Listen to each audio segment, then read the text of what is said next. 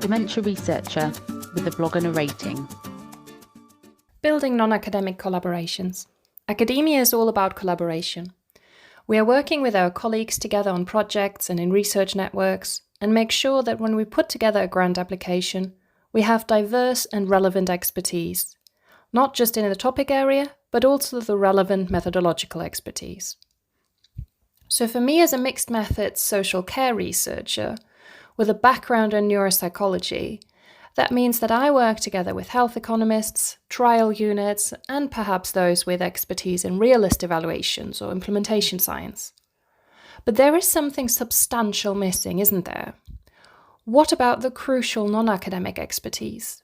When we talk about public involvement in research, we often only refer to those with lived or caring experiences.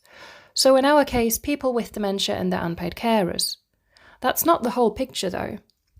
Professional and voluntary sector stakeholders are equally important to be part of a research team. This involves healthcare professionals such as doctors, nurses, OT, psychologists, etc., social care practitioners, so home care staff, care home staff, managers, social workers, and dementia care navigators, third sector representatives, as well as sometimes local authorities, depending on the focus of your research.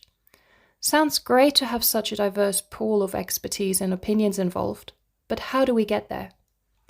Building on existing networks can help you to start things off. Having come from a rather silo research working practice previously, and then having joined the NIHR Applied Research Collaboration Northwest Coast, or its predecessor, I love the diversity of stakeholders that were brought together on a regular basis. Going to these events, bit by bit, you get to know more non-academic stakeholders, including OTs, paramedics, carers, and many more. I got involved in projects and actively sought out those stakeholders with an interest in dementia, jointly discussing opportunities. Interdem has also been good as an academic platform that made me link up with the European working groups of people living with dementia and carers. From these networks, the idea for the Liverpool Dementia and Ageing Research Forum developed, which set out in 2019 to bring together these diverse non-academic and academic stakeholders in dementia. In a more and more digital world, especially since that virus came along in 2019, and it being much easier for us academics to move from one meeting to the next by clicking a few buttons, it is important to make time for face-to-face meetings.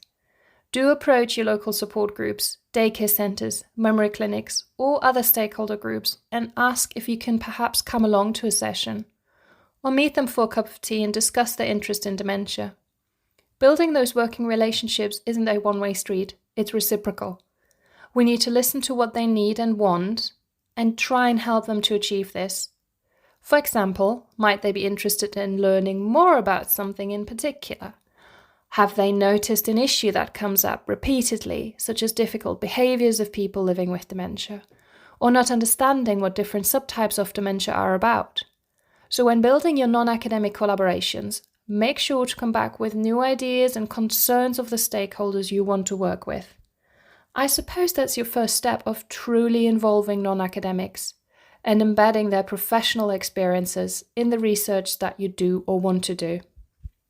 One way in which we are looking to build these academic/social care practice relationships even further is by launching our Northwest Coast Living Lab in Ageing and Dementia. This is based on the very successful Limburg model from the Netherlands, and will enable researchers to be linked up with specific care organisations. This way, we're hoping to build even stronger, more sustainable, and more academic social care practice relationships. Anyone who would like to join us for the launch in March and hear from the Dutch developers is of course very welcome. And lastly, you need time. As with everything, relationships can take time to build, and can often happen by chance at events and organically. So don't stress when you're just starting out if you only know one or two care providers. Over time, you can build up the trust with the stakeholders and work together. Hopefully, this is helping you to approach non-academic collaborations. Because a room full of diverse, mixed opinions and experiences is so much better than a room full of academics who all know one another. Thank you for listening. Join the Dementia Research bloggers and share your own views.